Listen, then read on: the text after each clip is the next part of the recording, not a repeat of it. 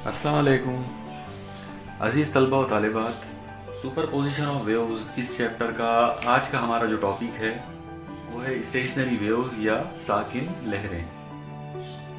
यहाँ आप देखिए कि वर्ड साकिन जो है या इंग्लिश में स्टेशनरी, इसका मतलब होता है कोई चीज़ जो रुकी हुई हो या हालत सुकून में हो। और लहरों के ताल्लुक से अभी तक हमने जो पढ़ा है वो ये है कि लहर तो एक ऐसी चीज़ होती है जो लगातार आगे बढ़ती रहती है, वो रुकी हुई नहीं हो सकती। तो फिर ये कौन सी लहरें हैं जो साकिन हैं या ये कौन सी लहरें हैं जो अपनी जगह पे रुकी हुई हैं। तो आइए अब हम इन्हीं लहरों को जो है समझने की कोशिश करते हैं कि साकिन लहरें या स्टेशनरी वेव्स होती क्या हैं और ये कैसे तैयार होती हैं। ठीक है, तो सबसे पहले यहाँ पर आप गौर कीजिए कि मान लो हम लोगों ने यहाँ पर एक सादा मौसीकी तरक्की पजीर लहर, मतलब हम लोगों ने एक प्रोग्रेसिव वेव ली है और ये जो प्रोग्रेसिव वेव है ये यहाँ से कुछ इस अंदाज में हरकत करते हुए ऐसे जा रही है। ओके, मतलब यहाँ से ये इस तरफ जा रही है। यहाँ पर इसका जो हैता है वो बिल्कुल एक जैसा है, यानी हमको हैता जो है वो कांस्टेंट लेना है। जो हैता यहाँ है वो हैता यहाँ पर भी है। तो अब आप एक चीज़ देखिए कि अगर ये अर्जी लहर यहाँ से निकल कर यानी ऐसे इधर ये डायरेक्शन में हरकत करते हुए अगर ये इस तरफ जाकर यहाँ आके टकरा जाती है इस दीवार से, या ये जो यहाँ पे कोई डेंसर सरफेस है, ओके, मतलब कोई कसीफ वास्ता है वहाँ पर और वहाँ जाके वो टकरा जाती है, तो हमको पता है कि यहाँ पर उसका इनेकास हो जाएगा। अब इनेकास अगर हो जाएगा तो फिर ये लहर पलट कर वापस जाएगी और जाहिर है डेंसर सतह से जब इनेकास होता है तो 180 डिग्री का फेस चेंज होता है और 180 डिग्री फेस चेंज के साथ में फराज की जगह पर नशेब आ जाता है और नशेब की जगह पर फराज। इसका मतलब ये हुआ कि ये जो फराज है ये यहाँ पर नशेब बन जाएगा इस जगह पर। यहाँ से निकलते वक्त इसको हमको ये इस तरीके से बताना पड़ेगा। तो निकलने वाली जो वेव है उसका पहला हिस्सा नशेब होगा, फिर उसके बाद जाहिर सी बात है दूसरा जो हिस्सा होगा वो होगा फराज, यानी जहाँ पर पहले नशेब था वहाँ पर अब फराज आ जाएगा और फिर जहाँ पर पहले फराज था वहाँ पर नशेब आ जाएगा। और इस तरीके से ये वाली जो लहर है ये इधर जाना शुरू कर देगी। आप लोग गौर से देखिए जो डिज़ाइन आपके सामने नज़र आ रहा है इसमें ये वाली जो लहर है ये इधर जा रही है। ओके, ये वाली डायरेक्ट इसका आगे बढ़ने की सिमत ये वाली है, लेकिन टकराकर जो लहर वापस जा रही है तो उसकी सिमत ये है। इस तरह से ये वाली लहर इधर जा रही है। अब यहाँ आप इमेजिन ऐसा कीजिए कि ये आने वाली लहर लगातार आ रही है। ओके, यानी यहाँ इस जगह पर ये जो सोर्स है ये सोर्स इस पहले वाली लहर को, जिसको हमने यहाँ पर थोड़ी देर के लिए हम वाक़ई लहर नाम दे देते हैं यानी इंसिडेंट वेव, और ये जो है ये हमारी मुनाकिसा लहर है। तो आपको यहाँ पर ये सोचना है कि जो सोर्स है ये जो मंबा है ये इस वाक़ई लहर को लगातार पैदा कर रहा है, कंटिन्यू। अगर ये लगातार अर्जी लहर को पैदा करते रहेगा और वो अर्जी लहर यहाँ से अगर आगे बढ़ती रहेगी तो इस दीवार से टकराने के बाद ये मुनाकिसा लहर लगातार यहाँ से इधर जाती रहेगी। मतलब वाक़ई लहर का जाना और मुनाकिसा लहर का वापस होना ये दोनों अमल मान लो के साथ में हो रहे हैं। अगर ये दोनों अमल साथ में होते हैं तो इसका लाजमी नतीजा ये होगा कि वाक़ई लहर और मुनाकिसा लहर दोनों आपस में मिक्स होना शुरू हो जाएंगे। और अगर ये दोनों मिक्स हो गए तो जिस जगह पर वाक़ई लहर का फराज है वहाँ पर मुनाकिसा लहर का नशेब आ जाएगा और ये दोनों मिल जाएंगे और मिलकर ये एक चीज़ तैयार हो जाएगी। ये जो चीज़ यहाँ पे तैयार हुई है इसे हम कहते हैं लूप, या उर्दू में हम इसे कहते हैं हल्का। ओके, ये वर्ड आप याद रखिए। तो यहाँ पर ये पहला लूप तैयार हुआ, ये दूसरा लूप तैयार हुआ, ये तीसरा लूप तैयार हुआ। ओके, अब आप गौर कीजिए कि अगर इस मंबे में से, मतलब ये जो मंबा है इस मंबे में से अगर लगातार ये लहर निकल रही है, वाक़ई लहर इंसिडेंट वेव अगर यहाँ से लगातार जा रही है और उधर से रिफ्लेक्टेड रेज वेव जो है वो लगातार वापस आ रही है, तो इन दोनों के दरमियान सुपरपोजिशन की वजह से, इंतबाक की वजह से ये नई लहर तो बन जाएगी। और ये नई लहर अगर बन गई और साथ में जिसके अंदर ये हमको हल्के नज़र आएंगे सवाल ये होता है कि क्या ये हल्के आगे या पीछे सरकेंगे यानी हरकत करेंगे। तो जाहिर है बिल्कुल इसका जो जवाब होगा वो ये होगा कि ये हल्के जो है ये अपनी जगह पर आपको बिल्कुल रुके हुए नजर आएंगे। सिर्फ आप उनका वाइब्रेशन देखोगे, आपको दिखेगा कि ये पहले वाला जो हल्का है इसके अंदर आपको वाइब्रेशन ये इस तरह से नजर आएगा यहाँ पर, यानी तमाम जर्रात जो है उनका वाइब्रेशन कुछ ऐसा होगा, इसमें ये वाला जर्रा वाइब्रेट नहीं करेगा और ये जर्रा वाइब्रेट नहीं करेगा। फिर बाजू वाले हल्के के अंदर आप देखेंगे इसके अंदर ये जर्रात का वाइब्रेशन कुछ इस तरह से होता रहेगा यहाँ पर ऐसे। ओके, इसमें भी फिर ये पॉइंट और ये वाला पॉइंट वाइब्रेट नहीं करेगा। इधर वाले हल्के में बात करेंगे तो ये इनका वाइब्रेशन कुछ इस तरह से होगा और इसके बाद ये वाला पॉइंट वाइब्रेट नहीं करेगा। ओके, तो अब आप गौर से देखिए कि हर हल्का, जो भी हल्का तैयार हुआ वो अपनी अपनी जगह पर कायम है, वो अपनी अपनी जगह पर रुका हुआ है। सिर्फ उसके जो पार्टिकल्स है, उसके जो ज़रात है वो ऊपर नीचे ऐसे वाइब्रेट हो रहे हैं और उनके वाइब्रेशन की वजह से ही ये हल्के का डिज़ाइन यहाँ पे तैयार हुआ है। ओके, लेकिन ये हल्का ट्रैवल करके इधर नहीं जाएगा, ये हल्का इधर नहीं जाएगा या उधर नहीं जाएगा। इसका मतलब ये हुआ कि ये हल्के जो हैं, ये जो लूप्स हैं, ये ना तो फॉरवर्ड डायरेक्शन में जा रहे हैं और ना ही ये रिवर्स डायरेक्शन में जा रहे हैं, ना यानी ना तो ये आगे बढ़ रहे हैं और ना ही ये पीछे जा रहे हैं। ये जो लहर तैयार हुई, ये जो रिजल्टेंट वेव, ये जो महासिल लहर यहाँ पे तैयार हो गई है, इसे हम कहते हैं साकिन लहर। ओके, और इसको साकिन लहर क्यों कहते हैं तो उसका रीज़न आपको समझ में आ गया होगा कि ये लहर जब एक बार बन जाती है तो ये लहर यानी हल्कों वाली ये जो लहर है, लूप्स वाली ये जो लहर यहाँ पे तैयार हो गई, तो ये लूप्स क्योंकि आगे या पीछे हरकत नहीं करते, इसीलिए हम इसे साकिन लहर कहते हैं। ओके, मुझे यकीन है आपको ये कंसेप्ट ध्यान में आ गया होगा। आइए अब हम इनकी मतलब ये जो साकिन लहर जो हम लोगों ने यहाँ पे अभी तैयार किए, हम इसकी तारीफ जो है देखने की कोशिश करते हैं कि इसकी तारीफ क्या होगी, इसकी डेफिनेशन हम क्या बनाएंगे। तो बहुत आसान है, आप लोग गौर करो, यहाँ पर हमने तरक्की पजीर लहरें दो लिए हैं। एक हमारी ये वाक़ई या इंसिडेंट वेव, ये नंबर 1, और दूसरी ये मुनाकिसा लहर, ये नंबर 2। दोनों लहरों के अंदर ख़ास बात यह है कि दोनों का हैता बिल्कुल एक जैसा है, मतलब दोनों का एम्पलीट्यूड एक जैसा है। अगर आप दोनों का तूले मौज देखेंगे तो तूले मौज भी बिल्कुल एक जैसा है। दोनों की तवातीर एक जैसी है, दोनों का वक्त दौरान एक जैसा है। ओके, तमाम चीज़ें दोनों लहरों में एक जैसी है क्योंकि दोनों आइडेंटिकल लहरें हैं, एक जैसी लहरें हैं। तो दो लहरें होना चाहिए, दो सादा मौसीकी तरक्की पजीर लहरें होना चाहिए जिनका हैता, तूले मौज, तवातीर, वक्त दौरान सब कुछ एक जैसा हो। ओके, ये दोनों लहरें जब एक ही लाइन पर, मतलब ये जो लाइन है, इस लाइन के ऊपर, एक लाइन के ऊपर या एक ख़त के ऊपर मुखालिफ सिमत में हरकत करते हैं। ओके, जब ये एक दूसरे के साथ मुखालिफ सिमत में हरकत करते हैं, उस वक्त इनके दरमियान आपस में इंतबाक का अमल हो जाता है और उस इंतबाक के अमल के नतीजे में जो नई लहर तैयार होती है वो लूप्स से या हल्कों से मिलकर बनी होती है। इस नई लहर को हम साकिन लहर कहते हैं। ओके, यहाँ पर एक चीज़ जो ध्यान में रखना है वो ये है कि दोनों लहरों के अंदर हैता, तूले मौज, तवातीर, वक्त दौरान ये सब एक जैसा होना चाहिए, सिर्फ फेज जो है वो अपोजिट होना, हैयत जो है वो एक जैसी नहीं चाहिए। क्योंकि यहाँ पर ये दोनों लहरों के दरमियान अगर आपको इंतबा कराना है और साकिन लहर अगर पैदा कराना है तो उनका फेज अपोजिट होना चाहिए। हमने अभी देखे थे कि फराज की जगह पे नशेब हो तो ही ये लहर बनेगी।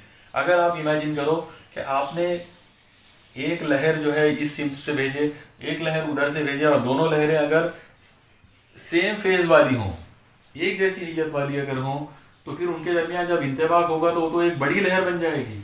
ओके, वो जो लहर बनेगी वो तो सादा मौसीकी वो एक रिजल्टेंट वेव जो बनेगी तो वो कुछ अजीब सी एक वेव बनेगी। मुमकिन है वो भी एक साकिन लहर जैसी ही कोई चीज़ तैयार हो, लेकिन वो एग्जैक्टली हम उसके बारे में नहीं कह सकते कि वो साकिन लहर बनेगी। लेकिन अगर दोनों लहरों का जो फेज़ है, दोनों लहरों की जो हैयत है, अगर वो आउट ऑफ फेज है, मतलब एक दूसरे से मुखालिफ हैयत वाली अगर दोनों लहरें हैं, तो अब हम गारंटी के साथ कह सकते हैं कि जो नई लहर बनेगी, यानी महासिल लहर जो तैयार होगी, तो वो एक साकिन लहर होगी। ओके, तो मुझे यकीन है कि आपको शायद अब ये पूरा जो कंसेप्ट है वो ध्यान में आ गया होगा। एक बार उसकी मैं डेफिनेशन आपको बताता हूँ ताकि आप उस तरीके से उसको नोट डाउन करें। देखिए, सबसे पहले इसके अंदर हमने दो लहरें लिए थे, तो हम इसकी शुरुआत इस तरह से करेंगे कि अगर एक जैसी दो सादा मौसीकी तरक्की पजीर लहरें एक ही ख़त पर मुखालिफ सिमत से हरकत करती हैं, तब उनके दरमियान इंतबाक का अमल वाक़ हो जाता है, जिसके नतीजे में एक नई माहसिल लहर तैयार हो जाती है जो हलकों पर मुश्तमिल होती है। इस नई लहर को साकिन लहर कहते हैं। ओके, तो इस तरीके से हम उसकी डेफिनेशन जो है वो बना सकते हैं। ओके, अब आइए हम इस चीज़ को देखते हैं कि इस साकिन लहर में इसकी खुसूसियात क्या क्या हैं। ओके, तो देखिए, इसमें सबसे पहले इसकी पहली खासियत जो हमको नज़र आ रही है इसमें, वो ये है कि साकिन लहर जब भी तैयार होगी, ये अब आपके सामने यहाँ पे साकिन लहर का पूरा डिज़ाइन जो है वो आपके सामने मौजूद है। ओके, साकिन लहर जो है वो ये वाला जो पार्ट है इसको हम लोग साकिन लहर कहेंगे। जैसा आप देख रहे हो कि यहाँ पर हमने इसको 3 हलकों पर मुश्तमिल बताया है, 3 हलकों से मिलकर 3 लूप से बनी हुई ये लहर है। ओके, तो चलिए इसकी खुसूसियात पर अब हम गौर करते हैं। यहाँ पर सबसे पहली जो चीज़ आपको ध्यान में रखना है वो ये है कि जब ये साकिन लहर तैयार होगी, तो जब ये एक बार अगर साकिन लहर तैयार हो जाती है, एक बार अगर ये हल्के तैयार हो जाते हैं, तो फिर ये हल्के ना आगे बढ़ते हैं ना पीछे जाते हैं। इसका मतलब ये हुआ कि ये एक रुकी हुई लहर है। तो इसकी पहली खासियत हम यही बोल सकते हैं कि साकिन लहर एक ऐसी लहर होती है जो ना तो आगे की सिमत में बढ़ती है और ना ही पीछे की सिमत में जाती है, इसीलिए इसे हम साकिन लहर कहते हैं। इसके अलावा इसको एक और नाम इसको दिया गया है और वो नाम है कायम लहर। आप याद रखो, कायम का मतलब होता है खड़ा हुआ, इसीलिए इसे इंग्लिश में स्टैंडिंग वेव भी कहते हैं। स्टैंडिंग वेव का मतलब रहेगा ऐसी वेव जो अपनी जगह पर स्टैंड होती है, मतलब अपनी जगह पर खड़ी रहती है, ना आगे बढ़ती है ना पीछे जाती है, इसलिए उसे स्टैंडिंग वेव भी कहते हैं। उर्दू में हम उसे कायम लहर कह सकते हैं। तो ये इसकी पहली खासियत हो गई। दूसरी खासियत जो है वो ये है कि जब ये लहर आगे या पीछे नहीं बढ़ती, ना आगे जाती है ना पीछे हटती है, तो ऐसी लहर के ज़रिए आप तवानाई को एक जगह से दूसरी जगह मुंतकिल नहीं कर सकते हैं। जबकि हमने इससे पहले तरक्की पजीर लहर के टाइम पर हमने पढ़ा था कि लहर का मतलब ही होता है तवानाई को आगे बढ़ाना। ओके, लहरी हरकत जो चीज़ है वो एक ऐसी चीज़ है जिसके अंदर तवानाई लगातार आगे बढ़ती है, लेकिन क्योंकि ये लहर जो है ये ना आगे बढ़ती है ना पीछे जाती है, इसलिए इसके ज़रिए हम तवानाई को आगे या पीछे जो है एक जगह से दूसरी जगह मुंतकिल नहीं कर सकते हैं। तो ये उसकी दूसरी खासियत हो गई। ओके, तीसरी खासियत जो है वो हम यहाँ पे आप गौर करो कि इसमें हमको नज़र आ रहे हैं, जैसे ये वाले पॉइंट को आप देखो, पहले पॉइंट को, ये अपनी जगह पे रुका हुआ है ना, इसका वाइब्रेशन 0 है, इसका वाइब्रेशन बस यहाँ तक हो रहा है। ये वाले ज़र्रे का वाइब्रेशन इतना बड़ा है, इस ज़र्रे का वाइब्रेशन यहाँ सबसे बड़ा है इस हल्के के अंदर, फिर इसका वाइब्रेशन कम हो गया, इसका थोड़ा और कम हुआ, इसका वाइब्रेशन 0 हो गया। तो एक चीज़ यहाँ समझ में आ रही है और वो ये है कि तमाम ज़र्रात जो हैं जो एक हल्के में पाए जाते हैं, उन सब का हैता जो है वो बदला हुआ होता है। हर ज़र्रा एक अलग हैता के साथ इर्तियाश करता है, मतलब वो उसका हैता मुस्तकिल नहीं रहेगा, बल्कि उसका जो हैता है वो हर ज़र्रे का हैता जो है वो अगले या पिछले ज़र्रे से उसका हैता अलग रहेगा। जैसे ये वाले पॉइंट का हैता 0 है, इसका हैता थोड़ा सा ज़्यादा है, ये बीच वाले का बीच वाला जो है हल्के का बिल्कुल बीच वाला जो पॉइंट है उसका जो हैता है, उसका जो इर्तियाश है वो सबसे बड़ा है। ओके, तो ये इसकी एक ख़ास बात होती है। लेकिन एक और चीज़ है और वो ये कि एक हल्के के अंदर जो ज़रात होते हैं वो तमाम के तमाम ज़रात एक ही फेज़ में होते हैं, मतलब वो सब के सब एक साथ, अगर वाइब्रेशन में ऊपर जा रहे हैं तो वो सब एक साथ ऊपर जाएंगे, वाइब्रेशन में नीचे जा रहे हैं तो सब के सब एक साथ नीचे जाएंगे, मतलब एक हल्के के ज़रात सब के सब एक जैसी हैयत में होते हैं। हाँ, यहाँ एक और ख़ास बात ये भी है कि जो इर्तियाशी हालत या जो फेज़ इस हल्के का होगा उसका बिल्कुल आउट ऑफ फेज़ इसमें होगा, फिर इसका आउट ऑफ फेज़ इसमें होगा। ओके, इसका मतलब ये हुआ कि एक हल्के के जर्रात का जो इर्तियाश है, जैसे मान लो इसमें इर्तियाश ये सिम्त में हो रहा है तो इसमें इर्तियाश ये डायरेक्शन में होगा, फिर इसमें इर्तियाश ये सिम्त में होगा, मतलब इन दोनों के दरमियान अगर हैयत का फर्क लेंगे तो वो पाई रेडियन का आएगा, इन दोनों में अगर हैयत का फर्क लेंगे तो वो पाई रेडियन का आएगा।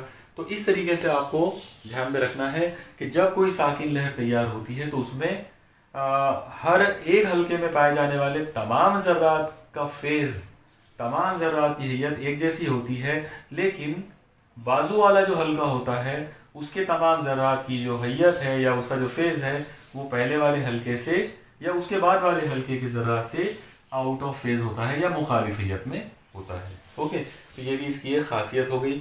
इसके बाद अब हम इसी के साथ जुड़ा हुआ एक बहुत ही ख़ास पॉइंट हम यहाँ नोट करेंगे, और वो ये है कि अभी जैसा हम देख रहे हैं कि इस पर्टिकुलर फिगर में जैसे कि हमारी साकिन लहर के अंदर हमको 3 हल्के दिखाई दे रहे हैं, तो इन 3 हल्कों में से अगर हम इस ज़रे पे गौर करें तो इसका इर्तियाश बिल्कुल नहीं हो रहा है, ये अपनी जगह पे बिल्कुल रुका हुआ है। ओके, तो इसको हम लोग नाम देंगे नोड। ये वर्ड आप याद रखिए, नोड। ओके, उर्दू में हमने इनके लिए जो वर्ड हम यूज करेंगे वो है उकदा। ओके, तो नोड या उकदा, तो नोड्स का मतलब रहेगा, नोड यानी वो पॉइंट जिसका इर्तियाश 0 होता है। ओके, इसके बाद अगर आप गौर करो तो इसका इर्तियाश थोड़ा बढ़ गया, इसका थोड़ा ज्यादा हो गया, लेकिन इसका इर्तियाश, ये जो बीचों बीच वाला जो जर्रा है इसका इर्तियाश आजम है, इसको हम लोग नाम देंगे एंटी नोड। ओके, इसका नाम क्या रहेगा इस पॉइंट का? एंटी नोड, और उर्दू में हम उनको बोलेंगे जिद उगदा। तो ये आप उर्दू और इंग्लिश दोनों भी अल्फाज जो है बराबर ध्यान में रखिए।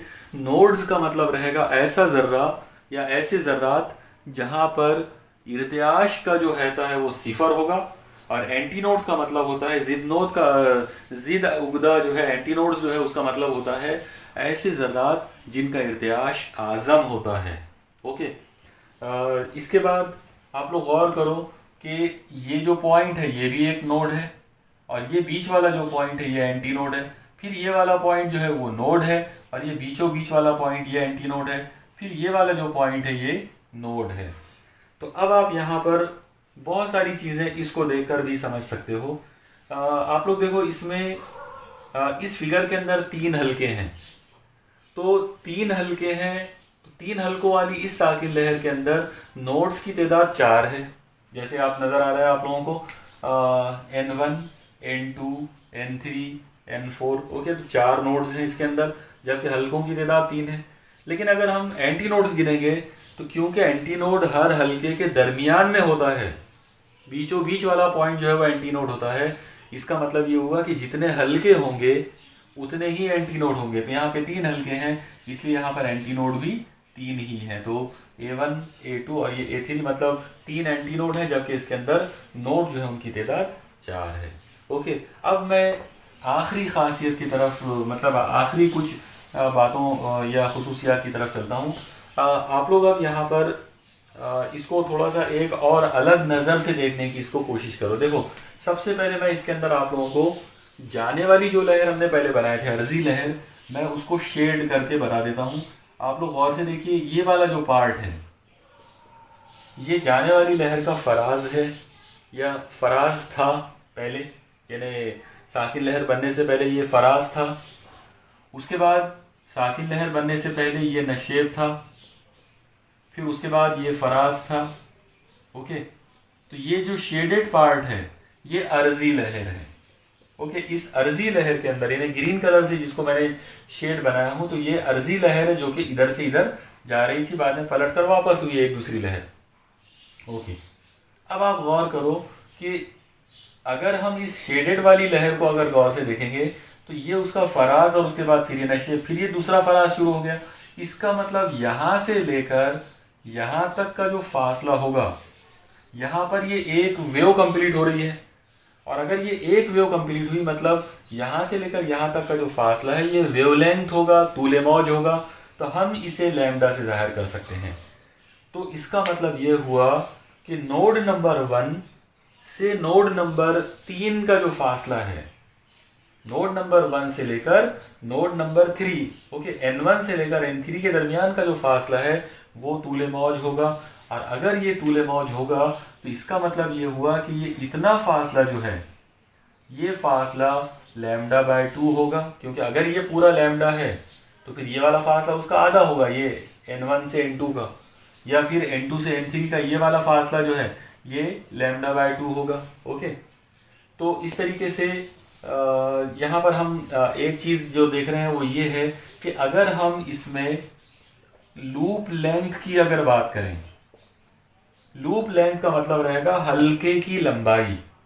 तो हल्के की लंबाई अगर हम उसकी अगर हम बात करें तो उसकी कीमत हमेशा लैम्डा बाय 2 के बराबर होगी। तो लूप लेंथ जो है वो हमेशा कितनी होती है, लैम्डा बाय 2। ओके, अब आखिरी चीज़ आपको जो देखना है इसके अंदर वो ये है कि यहाँ पर आप गौर करो कि यहाँ से लेकर यहाँ तक, मतलब ये नोड से लेके ये नोड के दरमियान का जो फासला है ये फासला लैम्डा बाय 2 है, और ये एंटी नोड उसके बीचों बीच में है। तो इसका मतलब अगर मैं ये फासला लेता हूँ, यानी नोड से लेकर एंटी नोड का फासला अगर लेता हूँ तो वो लैम्डा बाय 2 का आधा हो जाएगा, और अगर लैम्डा बाय 2 का आधा होता है तो वो हो जाएगा लैम्डा बाय 4।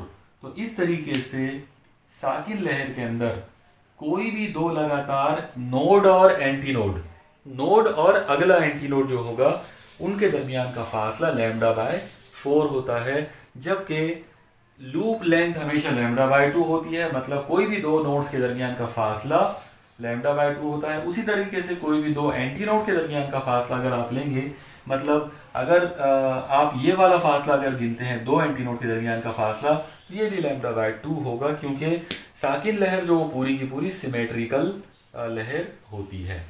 मुझे यकीन है कि आपको ये तमाम खुसूसियात जो है ये ध्यान में आ गई होंगी। अब हम यहाँ पर एक और पॉइंट को डिस्कस कर लेते हैं। अगला पॉइंट जिसको मुझे यहाँ पर आपको डिस्कस करना है वो है कि साकिन लहर और तरक्की पजीर लहर, मतलब प्रोग्रेसिव वेव, इन दोनों में आखिर क्या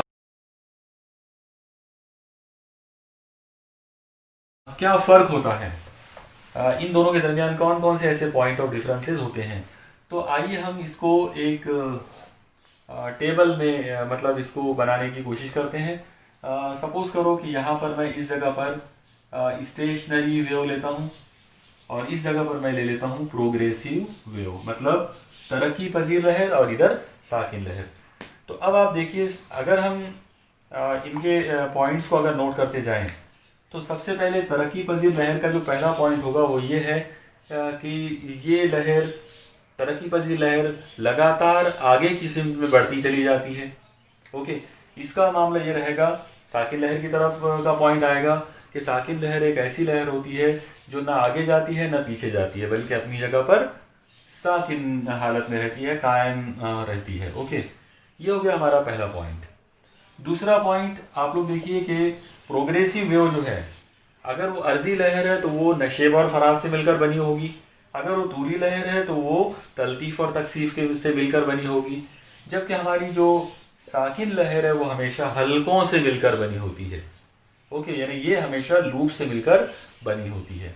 नंबर 3, तीसरा पॉइंट, क्योंकि प्रोग्रेसिव वेव लगातार आगे बढ़ती है इसीलिए उसके ज़रिए तवानाई को आप एक जगह से दूसरी जगह पहुंचा सकते हो।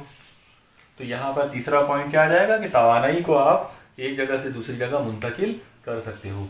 यहाँ पर जब हम बात करेंगे कि साकिन लहर जो है उसके ज़रिए तवानाई को एक जगह से दूसरी जगह मुंतकिल नहीं किया जा सकता, क्योंकि ये लहर आगे या पीछे हरकत नहीं करती है। ओके, इसके बाद नंबर 4, तरक्की पजीर लहर के तमाम ज़र्रात का जो हैता है वो बिल्कुल कांस्टेंट रहता है। तमाम ज़र्रात जो है वो एक ही हैता से मुर्तइश होते हैं, जबकि साकिन लहर में हर ज़र्रे का हैता मुख्तलिफ होता है। ओके, हर अगला ज़र्रा जो है वो पिछले ज़र्रे से हैता के लिहाज से अगर देखा जाए तो उनका एम्पलीट्यूड के लिहाज से अगर बात करें तो उसका हैता जो है वो बिल्कुल अलग होता है। इस तरीके से हम साकिन लहर और प्रोग्रेसिव वेव के दरमियान फ़र्क कर सकते हैं। इसी तरह से चलो ठीक है, यहाँ पर कम से कम इतनी बातें जो है हम इसमें बयान कर सकते हैं। अगर आप यहाँ पर फेज़ यानी हैयत की भी अगर एक पॉइंट अगर आप ध्यान में रखना चाहें तो आप उसको भी ध्यान में रख सकते हो। आप देखिए कि तरक्की पजीर लहर के अंदर जो फेज़ है, हैयत जो है वो हर ज़र्रे की हैयत अलग होती है। मतलब हर अगला या पिछला जो ज़र्रा है वो बिल्कुल अलग हैयत वाला होता है, पिछले वाले ज़र्रे से या अगले वाले ज़र्रे से उसकी जो हैयत है, उसका जो फेज़ है वो अलग होता है। लेकिन यहाँ का मामला बिल्कुल अलग है। साकिन लहर के अंदर एक लूप के अंदर के जो ज़र्रात होते हैं, एक लूप के अंदर जितने भी ज़र्रात होते हैं उन उन तमाम ज़र्रात का फेज़ बिल्कुल एक जैसा होता है। तमाम ज़र्रात की हैयत जो तमाम ज़र्रात की जो हैयत है वो बिल्कुल एक जैसी होती है अगर वो एक ही लूप के या एक ही हल्के के रहने वाले ज़र्रात हैं तो। ओके, इतना एटलीस्ट ये जो पॉइंट ऑफ डिफरेंसेस जो है अभी हमने बात किए, कम से कम आप इतनी बातें ध्यान में रखिए, इन सबको बराबर नोट डाउन कर लीजिए। अब हम एक मैथमेटिकल क्वेश्चन की तरफ चलते हैं जो कि काफ़ी इम्पॉर्टेंट है और काफ़ी बड़ा आर्टिकल है इस चैप्टर का। वो ये है कि अगर एक दो सिरों पर खींचा हुआ एक तार है और उस तार में अगर आपने साकिन लहर तैयार किए तो उस साकिन लहर, उस स्टेशनरी वेव की इक्वेशन क्या होगी। ओके, तो equation of a stationary wave on a string, stretched string, मतलब एक खींचे हुए तार पर तैयार होने वाली साकिन लहर की मसावत। ओके, तो अब आप देखिए, अभी हमने जैसा देखे कि साकिन लहर अगर हमको बनाना है तो हमको दो सादा मौसीकी तरक्की पजीर लहरों की ज़रूरत पड़ती है। तो हम क्या करेंगे, सबसे पहले हम ये चेक करेंगे कि एक्स महवर जो है उसकी पॉजिटिव साइड में एक लहर जा रही है। ओके, मान लो कि यहाँ पर ये ऐसी एक्स महवर है तो एक लहर ये सिम्त में जा रही है, तो हम पहले उस लहर की मसावत यहाँ पर बना लेते हैं। जाहिर है उसकी मसावत आ जाएगी y1 is equal to A sine 2 pi in bracket small t by capital T minus x by lambda. Okay, अब आप इसको चाहो तो ये मसावत आप याद रखिए बराबर। यहाँ पर आप देखो कि ये जो 1/t है, कैपिटल यानी small t upon capital T जो है उसको मैं ऐसा भी लिख सकता हूँ 1/t इंटू स्मॉल t। उसमें से ये जो 1/t है एक्चुअली ये n है, तवातीर है।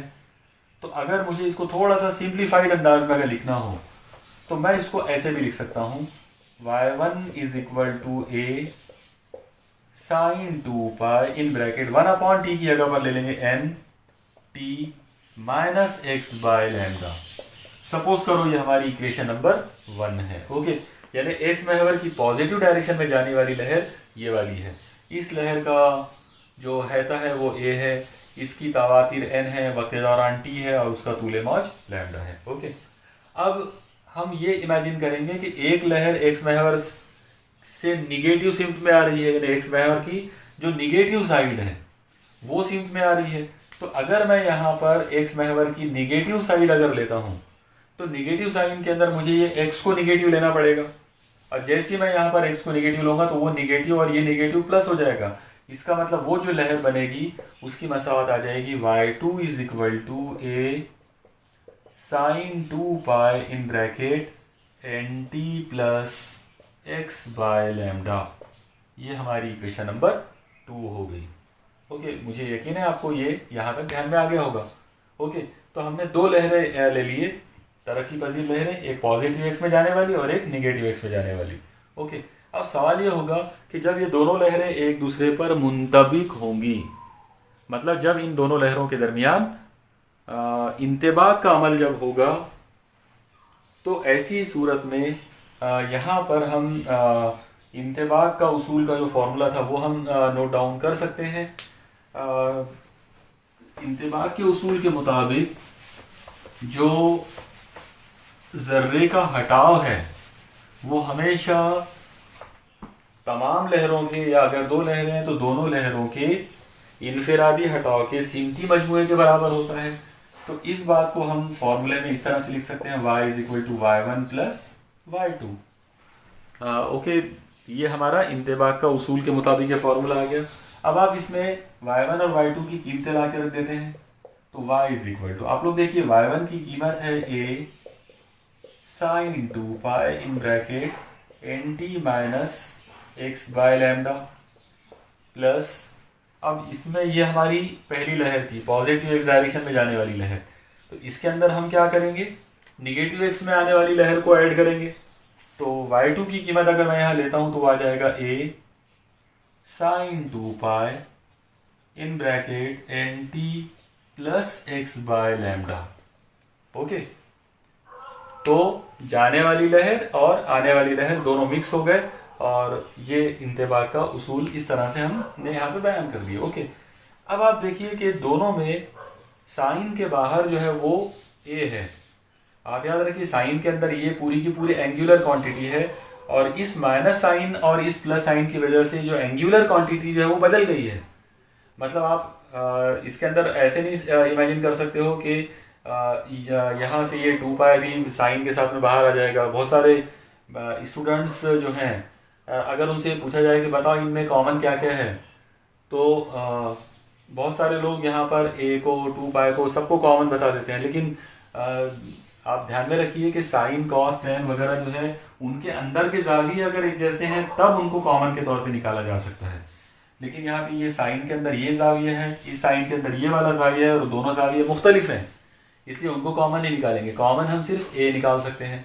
तो अगर मैं यहाँ से a कॉमन निकालता हूँ तो ये आ जाएगा y is equal to a, उसके बाद ब्रैकेट यहाँ पर आ जाएगा sine 2 in bracket nt minus x by lambda plus यहाँ से a कॉमन के रूप में बाहर चला गया तो बचेगा sine 2 in bracket nt plus x by lambda, और ये बड़ा ब्रैकेट यहाँ पर कंप्लीट हो गया। ओके, अब आप देखिए कि ये वाला जो नंबर है, ये जो जाविया है, मैं इसको नाम दे देता हूँ c का, और ये वाला जो जाविया है मैं इसको नाम दे देता हूँ d का, जस्ट अपनी सहूलत के लिए। ओके, अपने आसानी से समझने के लिए मैं इसको c और d का नाम दे देता हूँ।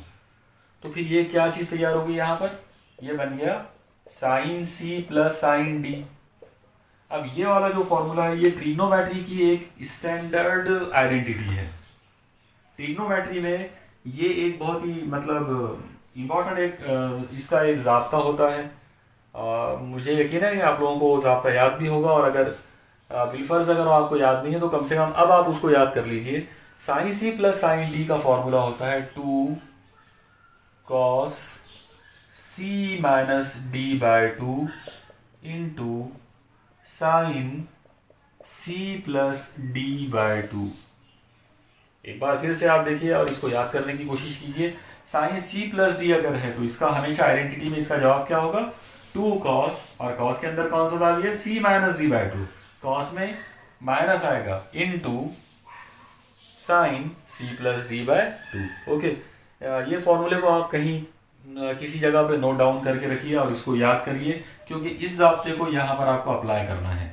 ओके, और जैसा कि आप लोग देख रहे हो कि c इतनी बड़ी टर्म है और d इतनी बड़ी टर्म है, तो जब आप इनको अप्लाई करोगे ये फॉर्मूले के अंदर तो ये काफ़ी बड़ा मामला जो है ये बनने वाला है। ओके, जब तक आपको ये फॉर्मूला याद नहीं होगा और जब तक आपके इसमें आइडियाज़ क्लियर नहीं होंगे, आप इसको आगे सॉल्व करने में आपको काफ़ी दुश्वारी हो सकती है अगर आपको ये फॉर्मूला याद ना हो तो। ओके, और अब आपका पूरा कॉन्सेंट्रेशन जो है वो यहाँ चाहिए इसमें। चलो ठीक है, इसको आगे बढ़ाते हैं। इस फॉर्मूले को हम अप्लाई करेंगे इस जगह पर, इस ब्रैकेट पर। ओके, तो चलो मैं इसको पहले मिटा देता हूँ। आप लोग हर स्टेप को जो है बराबर स्क्रीन को जो है रोक कर उसको पॉज करके जो है वो आप हर स्टेप को बराबर जो है वो नोट डाउन करते जाइए। चलो आगे बढ़ते हैं। ये आ जाएगा y इज इक्वल टू, अब ये फॉर्मूला मुझे अप्लाई करना है उस ब्रैकेट पर। तो सबसे पहले आप देखिए कि ब्रैकेट के बाहर a है तो a तो वैसे ही रहेगा, अंदर है 2 के बाद है cos, और cos के अंदर है c माइनस d। अब सवाल ये आता है कि c कौन है और d कौन है, तो वो अभी हमने थोड़ी देर पहले देखा था। c जो है वो हम लोगों ने लिया था 2 in bracket nt minus x by lambda, इसकी जगह पर। यहाँ पर आएगा माइनस, और उसके बाद डी, तो डी हमने लिया था 2 pi in bracket n t plus x by lambda, और अपॉन में आ जाएगा 2। ओके, इसके बाद आएगा इनटू। आप दोबारा से देखो, अगर आपको डिफिकल्टी हो तो आप देखो c माइनस डी है, तो ये क्वांटिटी को c लिए थे और ये क्वांटिटी को d लिए, तो c माइनस डी और अपॉन में 2 है। उसके बाद इनटू, अब इनटू के बाद है ज़रब, तो ज़रब के आगे क्या है, साइन, साइन में है c प्लस डी बाय 2। तो अब वही वाले नंबरों को हमको यहाँ लिखना पड़ेगा, तो यह आ जाएगा 2 pi in bracket n t minus x by lambda plus 2 pi in bracket n t plus x by lambda bracket close upon में 2, ये ब्रैकेट क्लोज और ये करली ब्रैकेट यहाँ पर क्लोज हो गया। ओके, चलो अब हम, मुझे यकीन है आपको ये स्टेप समझ में आ गई होगी। c की जगह पर हमने उसकी कीमत रख दी, d की जगह पर उसकी कीमत रख दी, तो फॉर्मूला आ गया 2 cos c minus D by 2 into sine c plus D by 2। Okay, अब आप देखिए जो करली ब्रैकेट है उसको हम हटा सकते हैं, उसकी अब कोई ज़रूरत यहाँ नहीं बची है। तो हम इसको ऐसा लिख सकते हैं y इज इक्वल टू, ये a अंदर आ जाएगा तो ये बन जाएगा 2a, इसके बाद cos, और अब आप देखो cos के अंदर कुछ काम हम आराम से कर सकते हैं एक ही इसमें। अगर मैं यहाँ पर ये 2 कॉमन निकाल लेता हूँ, ये 2 और ये वाला 2 अगर कॉमन निकालता हूँ ऊपर से, मतलब न्यूमरेटर में से अगर मैं 2 कॉमन निकाल लिया, तो ये 2 से ये डिनोमिनेटर वाला 2 कैंसिल हो जाएगा, और अगर इन दोनों को मैंने कैंसिल कर दिया तो जो चीज़ यहाँ बचेगी, ये पाई को मैं अंदर ले लेता हूँ ब्रैकेट के अंदर, तो ये आ जाएगा pi N t minus pi x upon lambda. अब एक बार फिर से देखो, मैंने यहाँ पर ये 2 को कॉमन निकाला, और वो दोनों जो ऊपर वाले जो 2 कॉमन निकालने के बाद जो चीज़ बची उसको मैंने नीचे वाले 2 के साथ कैंसिल कर दिया, और ये चीज़ बाकी बची है। ओके, ये हो गया पहले वाला ब्रैकेट का एक्सपांशन, पाई को अंदर लेकर। अब यहाँ पर माइनस साइन है तो मैं यहाँ लूँगा माइनस, माइनस के बाद अब ये वाला पाई जब अंदर जाएगा तो ये हो जाएगा पाई एन टी, फिर ये माइनस साइन जब यहाँ आएंगी तो प्लस माइनस हो जाएगा माइनस, और पाई उसके साथ में एक्स को मल्टीप्लाई करेगा तो पाई एक्स अपॉन लैम्डा। ये हो गया हमारा पहला ब्रैकेट। ओके, इसके बाद आएगा इनटू, फिर आएगा साइन।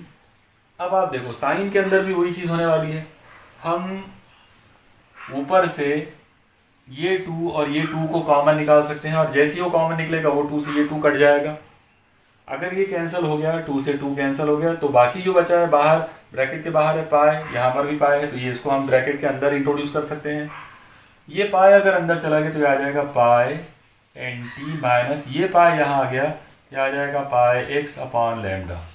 ओके, इसके बाद प्लस, अब ये पाई अगर यहाँ आ गया तो ये हो जाएगा पाई एन टी, और प्लस, क्योंकि ये भी प्लस है और अंदर भी प्लस ही है तो वो प्लस ही रहना है, पाई अंदर आ जाएगा तो ये आ जाएगा pi x upon lambda bracket close. आप लोग गौर से देखिए और हर स्टेप को बराबर समझकर बगैर कोई कंफ्यूजन के आप इसको नोट कीजिए। ओके, तो न्यूमरेटर और डिनोमिनेटर में से 2 को कॉमन निकाल कर हमने कैंसिल कर दिए, बाद में पाई को जो है अंदर हर ब्रैकेट को ओपन करके पाई को अंदर इंट्रोड्यूस कर दिया, तो कुछ इस तरह से हो गया। यहाँ थोड़ा सा ये माइनस साइन की वजह से चेंज हुआ है, माइनस साइन जब अंदर जाएगी तो वो प्लस माइनस ये माइनस हो जाएगा, बाकी कोई मसला इसमें है नहीं। ठीक है, चलो आगे बढ़ते हैं। अब हम इस इक्वेशन को और ज़्यादा आगे सॉल्व करते हैं। आप लोग बराबर हर स्टेप को इत्मीनान और सुकून के साथ जो है इसको नोट डाउन करते जाइए। ठीक है, ओके, चलो आगे बढ़ते हैं इसमें। अब यहाँ पर आप देखिए y is equal to 2 times a cos in bracket, यहाँ आप इस पे गौर करो पाई एन टी और माइनस पाई एन टी, तो एक प्लस पाई एन टी और एक माइनस पाई एन टी, तो जाहिर है दोनों कैंसिल हो जाएंगे, तो ये वाली टर्म के साथ में ये टर्म कैंसिल हो गई। इसके बाद बाकी बचा है minus pi x upon lambda और ये है minus pi x upon lambda, तो जाहिर है जैसे कि एग्जांपल के तौर पर -2 अगर है तो वो हो जाएगा -4। यानी अगर दो नंबर अगर माइनस में है तो वो दोनों को प्लस ही करना पड़ता है, लेकिन उनकी जो साइन है वो माइनस होगी। ओके, तो ये वाली चीज़ हम यहाँ पर करने वाले हैं इस जगह पर। -πx/λ क्योंकि दो बार यानी ऐड हो जाएंगे, ये हो जाएगा -2 टाइम्स πx/λ। ओके, क्योंकि दो है इसलिए वो प्लस हो जाएगा, तो उनको प्लस करेंगे लेकिन उनकी अलामत जो है वो माइनस की रहेगी, इनटू साइन। अब आप इसमें गौर करो कि यहाँ पर ये -πx/λ और ये +πx/λ है, तो ये माइनस वाली टर्म के साथ ये प्लस वाली टर्म कट गई, और अब जो चीज़ बची है वो क्या है, π/nt + π/nt। इसका मतलब ये हो जाएगा 2 टाइम्स π/nt। ओके, तो साइन के अंदर आ गया 2π/nt। अब यहाँ फिर से हम एक, मुझे यकीन है आपको ये समझ में आ गया होगा और आपने इसको बराबर नोट डाउन कर लिए होंगे। ठीक है, अब हम इसमें और आगे बढ़ाते हैं। अब यहाँ एक आप चीज़ देखिए कि आपने मैथमेटिक्स के अंदर जो इनवर्स फंक्शन का जो कंसेप्ट आपने देखा होगा, जैसे अगर मान लो साइन के अंदर -θ है तो इसका जो जवाब है वो होता है -sin θ। मतलब ये जो माइनस साइन है उसकी वजह से पूरा का पूरा साइन नेगेटिव हो जाता। लेकिन जब आप कॉस की बात करते हैं तो cos ऑफ -θ जो है वो हमेशा cos θ के बराबर होता है। इस चीज़ को ध्यान में रख करके cos जो है साइन का जो है वो, अगर साइन के अंदर अगर कोई निगेटिव एंगल है तो पूरा एंगल, पूरा जो जवाब है -sin θ हो जाएगा यानी निगेटिव।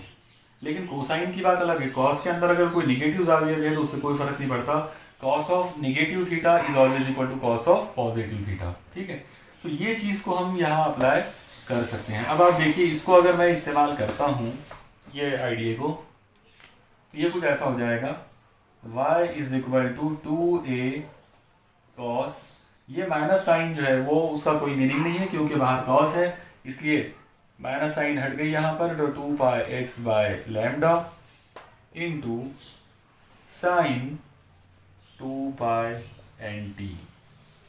ओके, तो अब हमारे पास धीरे धीरे करके हम एक ऐसी इक्वेशन पर पहुंच गए जिसके अंदर एक कॉस वाली टर्म है और एक साइन वाली टर्म है। ठीक है, अब हम थोड़ा सा इससे पहले वाला जो चैप्टर था एहतेजाज, उस चैप्टर की तरफ मैं आपको एक बार आपका ध्यान उधर ले जाता हूं ताकि आपको बेसिक आइडिया जो है वो समझ में आ जाए। ठीक है, आप लोग देखिए, हमने एहतेजाज के टाइम पर हटाओ की एक मसावत पढ़े थे और वो मसावत ये वाली थी, x is equal to a sine ω_t plus phi. ये जो ω_t प्लस फाई है इसको हम थीटा भी ले सकते हैं, तो इस तरह से आ जाएगा x is equal to a sine theta.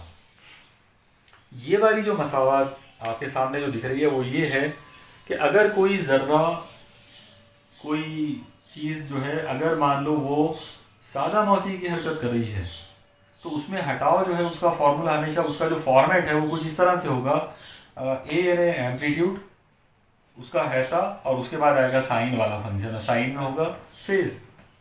ठीक है, तो ये कंसेप्ट को अगर आप ध्यान में रखें तो यहाँ पर आप इस पर गौर करो कि जो नई लहर तैयार हुई वो भी एक सादा मौसी की लहर है।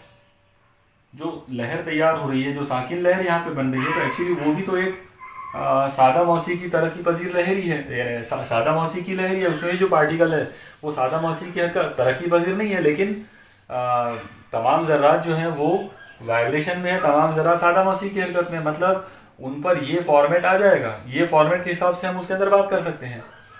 और ये फॉर्मेट ये कह रहा है कि साइन से पहले एम्पलीट्यूड होता है, यानी साइन जो है, साइन वाली टर्म से पहले जो चीज़ होती है तो ये होता है हैता। ओके, शायद आपको मेरा जो बोलने का तरीका है शायद वो समझ में आ गया होगा। बताने का आइडिया जो है वो ये है कि जब कोई चीज़ SHM करेगी तो साइन वाला फंक्शन जो होता है उससे पहले जो भी होगा तो वो हैता होगा। ओके, अगर ऐसा है तो हम ये वाला कंसेप्ट अप्लाई करेंगे इस इक्वेशन के ऊपर। यहाँ पर हमको साइन यहाँ दिख रही है, इसका मतलब ये हुआ कि साइन से पहले जो कोई भी है, तो जाहिर है साइन से पहले है ये, तो साइन से पहले ये वाली जो टर्म है पूरी की पूरी, इसको हम हैता के तौर पे लेंगे। हम लोग ये फर्ज करेंगे कि मान लेंगे कि ये वाली की पूरी जो क्वांटिटी है, तो ये हैता है, ये एम्पलीट्यूड है उस साकिन लहर का। ओके, तो अगर मैं इसकी जगह पर साकिन लहर का हैता अगर फर्ज कर लेता हूं, मान लो कि वो हैता आर है, तो ऐसी सूरत में मेरे पास इक्वेशन जो बनेगी वो आ जाएगी y इज इक्वल टू, ये पूरा का पूरा नंबर यहां से गायब हो गया, इसी जगह पर आ गया r, और फिर यहां पर बचेगा साइन ब्रैकेट में 2 पाई एन टी। ओके, यकीनन आपको मालूम होगा कि 2 पाई एन किस चीज़ का फॉर्मूला है, आपको पता है 2 पाई एन जो है वो हमेशा ओमेगा होता है। अगर आप रोटेशनल डायनामिक्स के कुछ उसूलों को ध्यान में रखेंगे, वो फॉर्मूलों को याद रखेंगे, तो ये जो 2 पाई एन है एक्चुअली ये ओमेगा होता है। इसका मतलब ये आ गया y is equal to R sine omega T, और इस तरीके से हमको जो इक्वेशन मिली वो एसएचएम की इक्वेशन मिली। ओके, इसका मतलब क्या हुआ कि ये जो इक्वेशन हमारे पास है, इतनी बड़ी जो इक्वेशन हमको मिली साकिन लहर के वास्ते जो इक्वेशन मिली, एक्चुअली ये सादा मौसीकी तरह की सादा मौसीकी टाइप की ही लहर है, यानी इसमें भी तमाम ज़रा जो है वो एसएचएम ही कर रहे हैं। अब सवाल ये होता है कि हम इस इक्वेशन पर से हम कौन सी बातों का अंदाज़ा लगा सकते हैं। ओके, तो आइए हम थोड़ा सा इसमें और डीप में हम थोड़ा सा इसमें गौर करते हैं। आप देखिए, इसमें सबसे पहली जो चीज़, अगर मैं यहाँ पर इस आर को कांस्टेंट के तौर पे अगर फर्ज कर लूँ, ओके, तो y is equal to constant sine omega T, मतलब एक चीज़ मुझे यहाँ पे नज़र आ रही है कि y जो है it is a function of time. Okay, यानी जो साकिन लहर के अंदर जो हटाव जो होगा, ज़र्रात का जो हटाव होगा उमूरी अंदाज में वाई महवर के अलॉन्ग में जो होगा, तो वो एक्स पे डिपेंड ही नहीं करेगा, बल्कि वो काय पे डिपेंड करेगा, टाइम पर डिपेंड। यानी हमको यहाँ पर ऐसा लग रहा है कि जो हटाव है वो टाइम का फंक्शन है। ओके, लेकिन यहाँ पर थोड़ा सा और गौर करेंगे, मैंने इसकी जगह पर आर लिया हूँ और आर के फॉर्मूले में एक्स है, ये वेरिएबल एक्स जो है वो यहाँ पर मौजूद है। इसका मतलब इस आर के बारे में मैं बोल सकता हूँ कि आर जो है it is a function of x. Okay, मुझे यकीन है कि आपको डेफिनेटली ये बात समझ में आ रही होगी। तो y के बारे में हमको क्या नज़र आया, y is a function of time, okay, t, और r जो है it is a function of x। x का मतलब है स्पेस, यानी जगह या फासला या हटाव। ओके, तो इस तरीके से, और ये r का फंक्शन और ये t का फंक्शन दोनों y में मौजूद हैं। इसका मतलब ये हुआ कि हम अगर इन दोनों बातों को कंबाइन करके अगर बात करना चाहें, तो हम ये बोल सकते हैं कि y is a function of x and t, मतलब साकिन लहर के अंदर ये वाली जो चीज़ है कि हटाव जो है वो स्पेस पर और टाइम पर दोनों पर डिपेंड होता है, ये चीज़ हमको यहाँ पर नज़र आ रही है। लेकिन सबसे ख़ास बात उसमें ये है कि बेसिक अगर हम यहाँ रिलेशन पे ध्यान दें तो वो ये वाला रहेगा, इसमें जो हटाव जो रहेगा, मतलब उमूदी अंदाज में लहर का जो हटाव है, तो वो स्पेस पे डिपेंड नहीं करेगा, वो सिर्फ टाइम पर डिपेंड करेगा।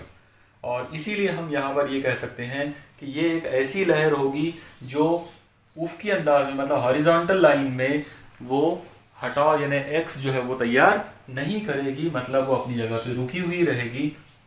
इसीलिए हम उसको कह सकते हैं कि वो एक साकिन लहर है, या वो एक ऐसी लहर है जो अपनी जगह पे रुकी हुई होती है। ओके, आइए अब हम यहाँ पर हमारा मतलब इस मैथमेटिकल पोर्शन का एक पार्ट कंप्लीट हो गया है। अब हम थोड़ा सा इसमें और ज़्यादा बारीकी पे हम गौर करते हैं इसमें। अब देखिए, अभी हमने देखा कि साकिन लहर जो तैयार हुई, उस साकिन लहर में हटाव की जो इक्वेशन हमको मिली थी,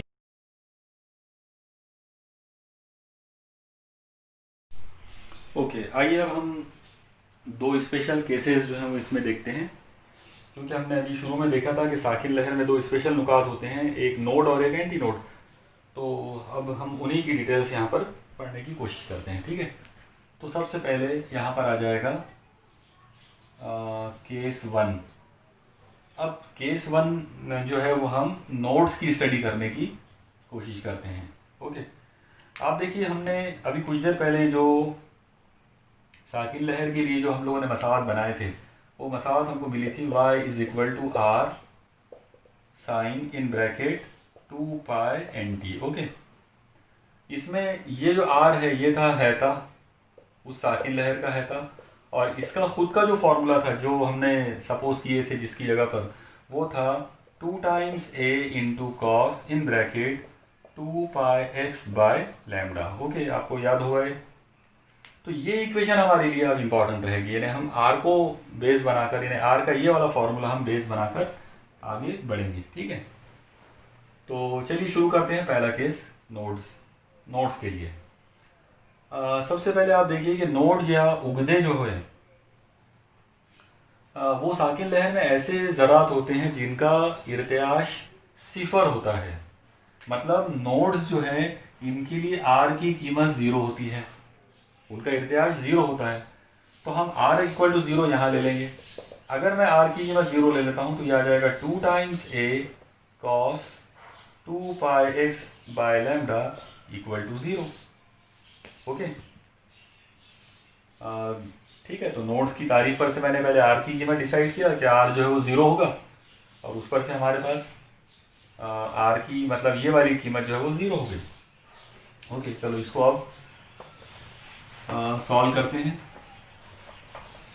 आप लोग देखिए, इसमें अगर मैं 2 पाई को उधर शिफ्ट कर दूं, यहाँ पे ये जो 2 पाई है ये यहाँ पर ज़रब में है, जब मैं इसको उधर भेजूंगा तो ये नीचे चले जाएगा, अपॉन में चले जाएगा। ओके, और अगर ये अपॉन में चला गया तो मुझे जो चीज़ मिलेगी वो मिलेगी cos 2 pi x by lambda is equal to 0 upon 2a, मतलब 0। ठीक है, ये आ गया cos of this angle is equal to 0। अब सवाल यहाँ पर यह आता है कि वो कौन सा जाविया है जिसके लिए कॉस की कीमत 0 होती है। तो आप अपने दिमाग पर जोर डालिए, आप लोगों ने 10th क्लास में, 9th वगैरह में और 11 में आप लोगों ने पढ़ा हुआ है कि साइन 90 डिग्री जो है वो 0 होता है। ओके, इसका मतलब क्या हुआ कि ये वाला जो एंगल है तो ये 90 होना चाहिए। 90 का दूसरा मतलब π/2 भी है, अगर हम रेडियन में अगर बात करें तो वो π/2 भी होगा। तो इस तरीके से एक चीज़ हमको जो यहाँ नज़र आ रही है वो ये है कि अगर कॉस ये वाला एंगल इज इक्वल टू 0 है, इसका मतलब ये है कि ये जो एंगल है 2 पाई x बाय लैम्डा, तो ये डेफिनेटली 90 होना चाहिए, मतलब इसकी कीमत होना चाहिए π/2। लेकिन आप लोग एक और चीज़ पे गौर करो कि साइन और कोसाइन ये दोनों जो है ये पीरियाडिक फंक्शंस हैं, ये साइक्लिक फंक्शन है, मतलब ये आप इनकी वैल्यूज है वो किसी एक जगह पे नहीं, ये एक पर्टिकुलर इंटरवल के बाद ये रिपीट होते हैं। तो अगर कॉस π/2 अगर 0 होता है तो ये इस और जो है अगली जो वैल्यू इसके अंदर आएगी 180 डिग्री अगर आपने इसमें ऐड कर दिए तो ये वैल्यू और रिपीट हो जाएगी। ओके, अब आप गौर करो, अगर मैं π/2 के अंदर पाई ऐड कर देता हूँ, यानी π/1, तो ये क्या हो जाएगा 2 पाई + 1 यानी 3 π/2। तो अगली कीमत जिसके लिए ये वैल्यू रिपीट होगी वो होगी 3 π/2। ओके, अब आप देखो कि यहाँ पर कोई नहीं है, मतलब 1 π/2 है, फिर 3 π/2 है, तो 1 के बाद 3 आया, मतलब 3 के बाद आएगा 5 π/2 वगैरह वगैरह। ओके, तो ये जो एंगल हमको यहाँ पर मिला, कौन सा angle 2 pi x by lambda, sorry 2 pi x, हाँ 2 पाई x बाय लैम्डा, ये जो कीमत हमको यहाँ पर मिला, इसकी जो कीमत मिली वो हमको π/2 मिलेगी, या 3 π/2 या 5 π/2 या 7 π/2 एक्सेट्रा एक्सेट्रा। ओके, तो यहाँ एक चीज़ और कंफर्म हो रही है कि यहाँ पर ये इतनी सारी जो अलग अलग वैल्यूज़ हमको जो मिल रही हैं, ये तमाम वैल्यूज़ खुद ये बता रही है कि हमको नोड्स जो है वो कोई एक नोड नहीं मिलेगा बल्कि लगातार नोड मिलेंगे। ये नोड नंबर 1 है, ये नोड नंबर 2, ये नोड नंबर 3, इस तरीके से। ठीक है, तो चलिए पहले हम यहाँ पर फर्स्ट नोड जो है उसको देखते हैं। अगर मैं इसमें फर्स्ट नोड की अगर बात करूँ तो वो आएगा 2 पाई, मैं x की जगह पर x1 ले लेता हूँ, तो 2 pi x1 upon lambda is equal to, पहली कीमत लेना पड़ेगा तो π/2। अब इसको अगर सॉल्व करें तो आप लोग देखो यहाँ पर ये पाई है, ये पाई से कट जाएगा, और ये 2/λ को अगर मैं उधर शिफ्ट करता हूँ तो मुझे मिलेगा x1 इज इक्वल टू, ये लैम्डा ऊपर चला जाएगा और ये 2 नीचे आएगा तो 2 2 ज़ा 4 हो जाएगा। तो इस तरीके से यहाँ पर x1 की कीमत आ गई λ/4। ये एक बहुत इंपॉर्टेंट रिजल्ट हमको यहाँ पर मिला कि फर्स्ट नोड जो है, पहला नोड जो है वो साकिन लहर में कभी भी शुरू में नहीं मिलेगा, बल्कि वो मबदे से मतलब ओरिजिन से या सोर्स से λ/2 फासले पर तैयार होगा। ओके, तो पहला नोड हमेशा कहाँ तैयार होता है? λ/4 फासले पर तैयार होता है। तो ये पहला रिजल्ट हमको यहाँ पर मिल गया है। मैं इसको यहाँ नोट डाउन कर देता हूँ, x1 is equal to λ/4। Okay, अब हम आगे बढ़ाते हैं। अब हम फर्स्ट नोड की जगह पर अब हम सेकंड नोड लेंगे। ओके, तो अगर मुझे सेकंड नोड लेना है तो मैं ले लूँगा x2, 2πx2/λ is equal to, अब सेकंड वैल्यू लेना पड़ेगा, वो आ जाएगा 3π/2। ठीक है, अब इसको सॉल्व करते हैं। आप लोग देखो यहाँ पर ये पाई से पाई कट जाएगा, तो फिर x2 की वैल्यू आ जाएगी। ये लैम्डा को मुझे ऊपर लेना पड़ेगा, ये 2 को नीचे लाना पड़ेगा। लैम्डा यहाँ पर ऊपर अगर गया तो ये होगा 3λ/2 × 2 इज 4। तो मुझे यहाँ पर सेकंड नोड का जो फासला मिला x2 इज इक्वल टू, वो आ गया 3λ/4। ओके, अगर हम चाहें तो इस तरीके से तीसरा नोड भी ले सकते हैं। तीसरे नोड के टाइम पर हम ये वैल्यू ले लेंगे और उस मुनासिबत से देखा जाए तो वो हो जाएगा 5λ/4। इसके बाद हम जितने चाहें उतने नोड ले सकते हैं। ठीक है, अब सवाल ये आएगा कि दो लगातार नोड के दरमियान का फासला क्या लेंगे। तो बहुत आसानी के साथ आप उसको समझ सकते हो। मान लो कि ये साकिन लहर की बुनियादी लाइन है और इस जगह पर सोर्स है, यानी यहाँ पर मंबा है। तो अभी जैसा मैंने आपको बताया था कि पहला जो नोड है वो हमेशा λ/, मान लो कि ये नोड नंबर 1 है, तो अभी मैंने जो बताया था आपको वो ये था कि ये वाला फासला λ/4 होगा। ओके, फिर उसके बाद नोड नंबर 2 आएगा, तो नोड नंबर 2 का जो ओरिजिन के साथ जो फासला रहेगा वो होगा 3λ/4। अगर आपसे ये पूछा जाए कि दो नोड्स के दरमियान का फासला क्या होगा, मतलब अगर आपका सवाल ये हो कि ये फासला जो है ये क्या होगा, तो आप इस फिगर को देखकर इजीली आप समझ सकते हो कि इस बड़े फासले में से अगर ये फासला घटा दिया जाए, अगर इसको माइनस कर दिया जाए, आपको ये फासला मिल जाएगा। ओके, इसका मतलब क्या हुआ कि ये वाली जो चीज़ है जिसको हमने x1 बोला है और ये वाली जो चीज़ है ये x2 है। तो अगर मैं x2 में से x1 को अगर निकाल देता हूँ, उन दोनों की अगर मैं तफरीक कर देता हूँ, डिफरेंस लेता हूँ, तो जो नंबर मुझे मिलेगा वो मिलेगा नोड नंबर 1 और नोड नंबर 2 के दरमियान का फासला। तो इस लिहाज से अगर हम बात करें, मुझे यकीन है कि आपको ये समझ में आ गया होगा। ठीक है, तो हम यहाँ पर बोल सकते हैं कि दो लगातार नोड्स के दरमियान का फासला, अगर हम उसको डेल्टा x से डिनोट करें तो डेल्टा x की जो कीमत होगी it will B x2 minus x1।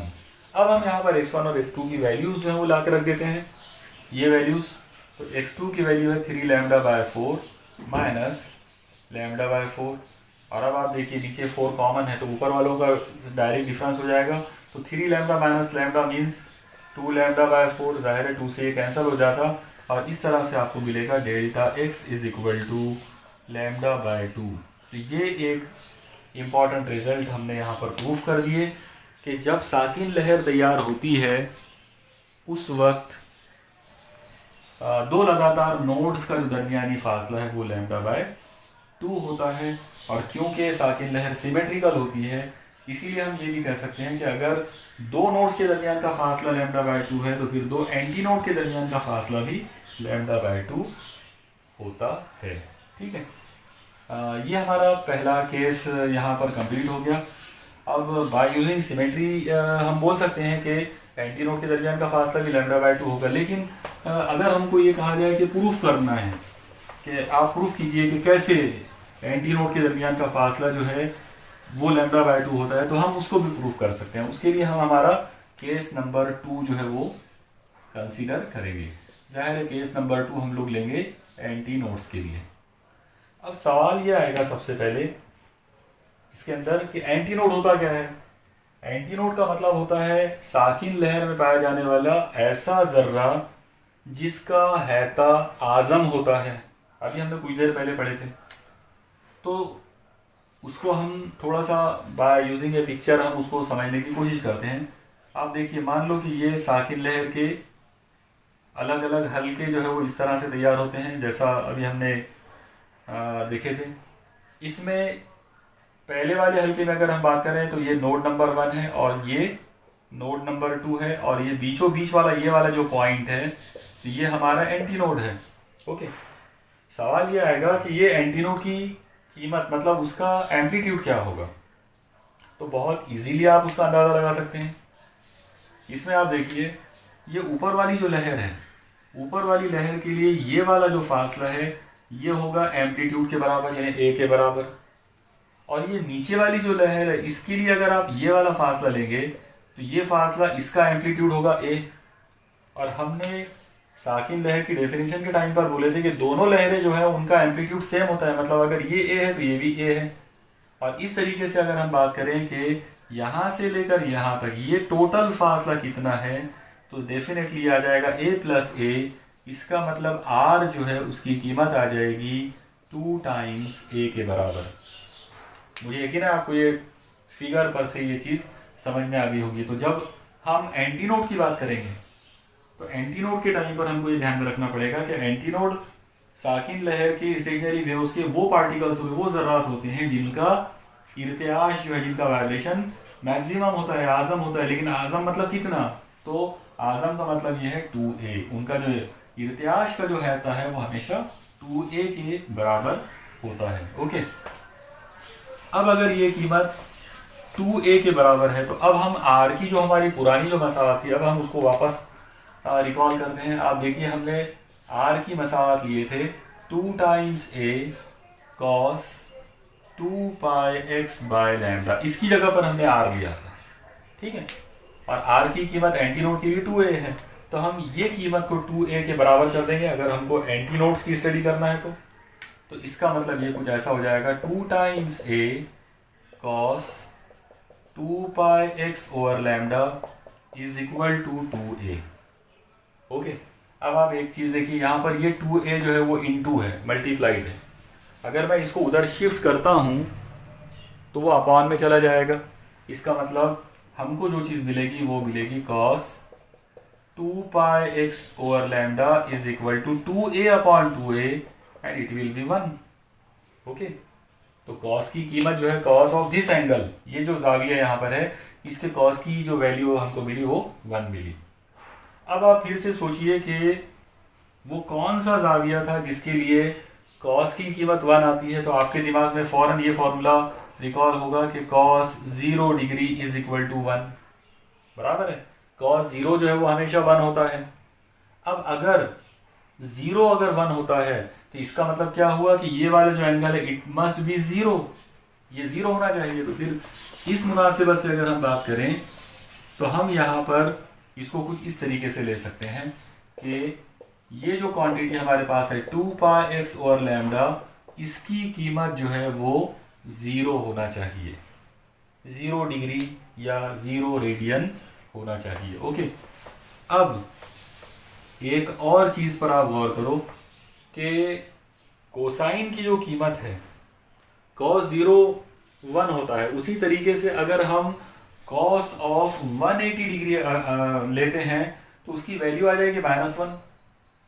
और अगर हम मॉड लेते हैं इन कीमतों का तो -1 और +1 सेम मैग्नीट्यूड होती है, सेम मॉड की कीमतें जो है वो सेम होती है। और फिर एक और चीज़ है, मैंने अभी आपको कुछ देर पहले बताया था कि साइन और कोसाइन जो है वो पीरियाडिक फंक्शन है, मतलब वो साइक्लिक फंक्शन है, वो अपने आप को रिपीट करते हैं।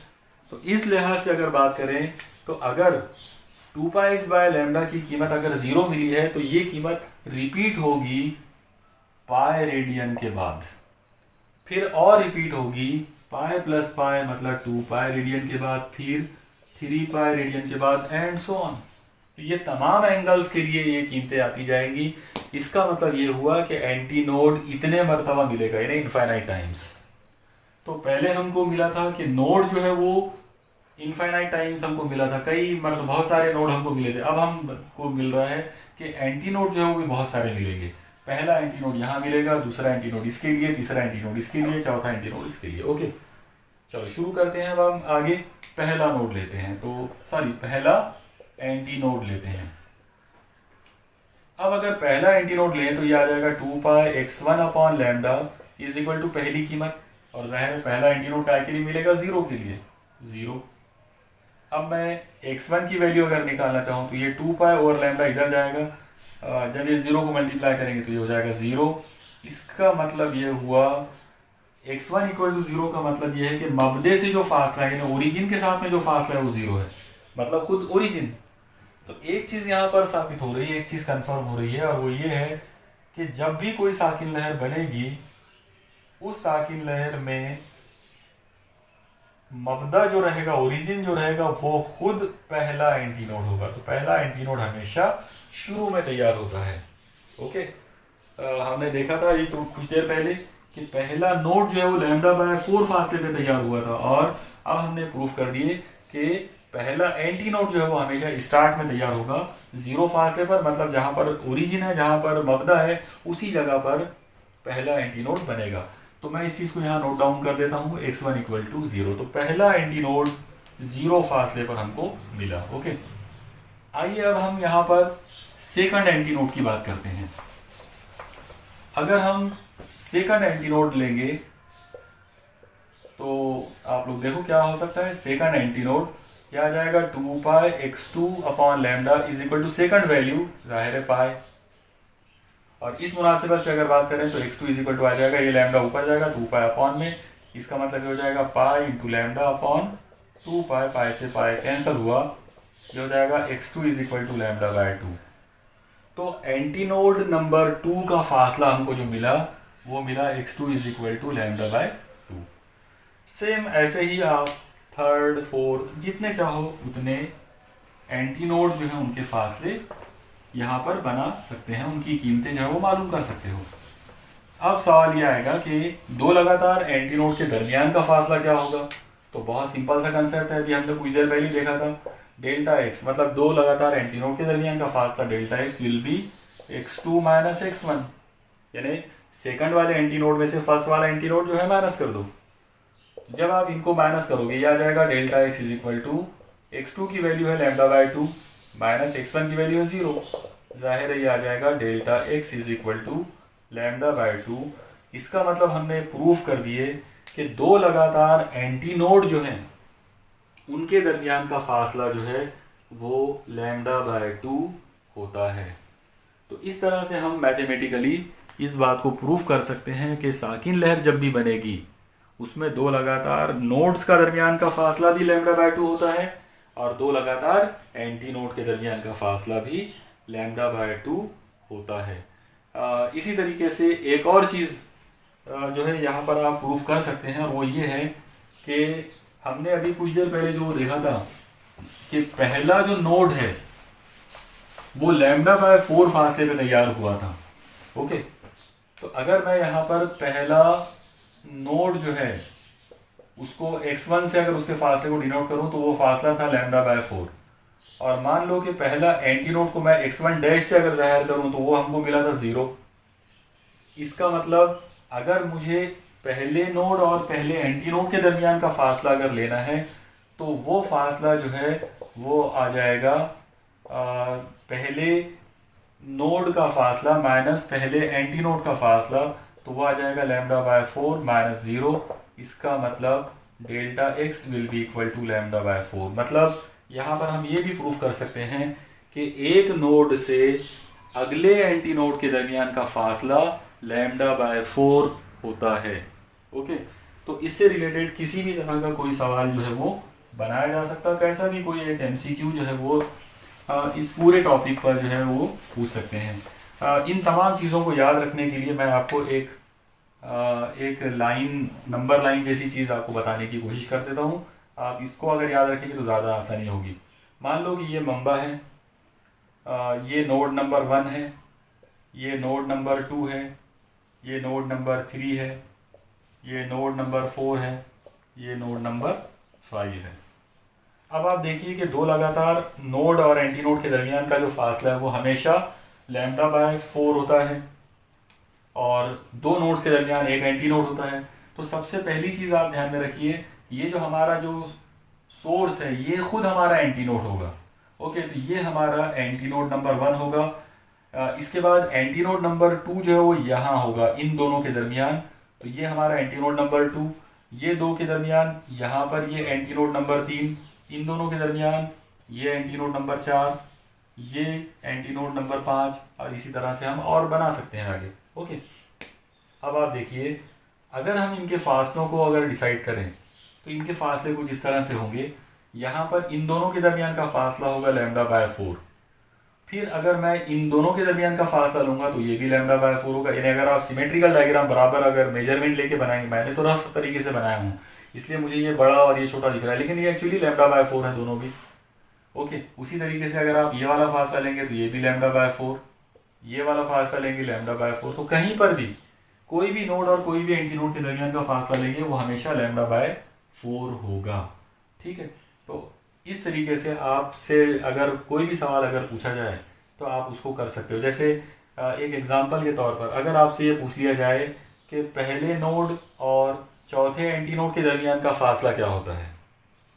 सवाल क्या पूछा मैंने, पहले नोड और चौथे एंटी नोड के दरमियान का फासला क्या होता है। ओके, इन नोड नंबर 1 और एंटी नोड नंबर 4 के दरमियान का फासला।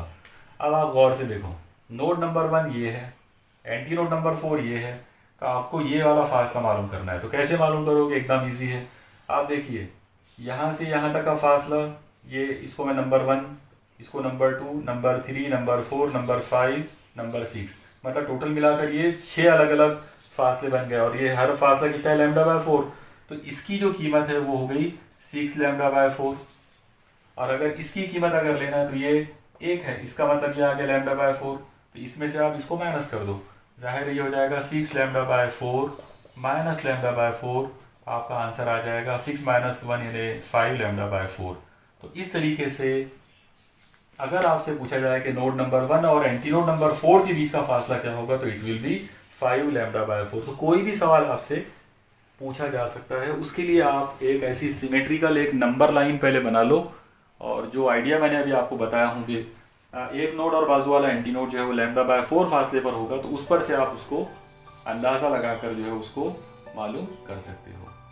ओके, मुझे यकीन है कि आपको ये पूरी तमाम चीज़ें जो है वो समझ में आई होंगी। आप स्टडी करते रहिए और जो भी डिफ़िकल्टीज़ हों तो वो आप मेरे साथ शेयर करते रहिए। अल्लाह हाफिज़।